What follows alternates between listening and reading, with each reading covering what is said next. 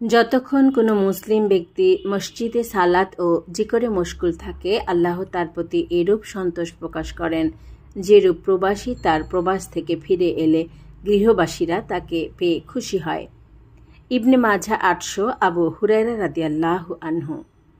কোনো ব্যক্তি সকালে কিংবা সন্ধ্যায় যতবার মসজিদে যায়, আল্লাহ তাআলা তার জন্য জান্নাতে ততবার মেহমানদারির আয়োজন করে রাখেন। বুখারী 627। আবু হুরায়রা রাদিয়াল্লাহু আনহু। মুসলিম 1396।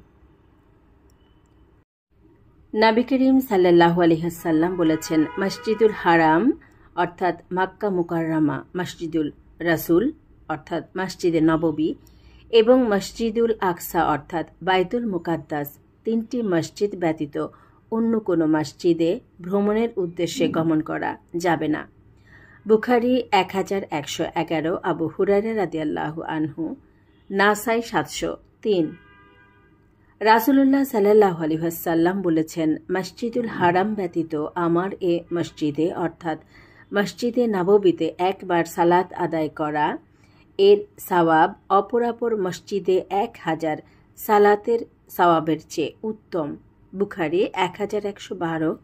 আবু হুরায়রা রাদিয়াল্লাহু আনহু। তিরমিজি 325। নাসাই 694।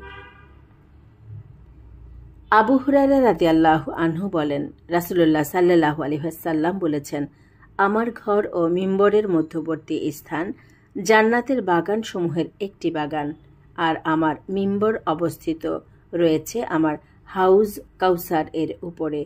বুখারী 1117।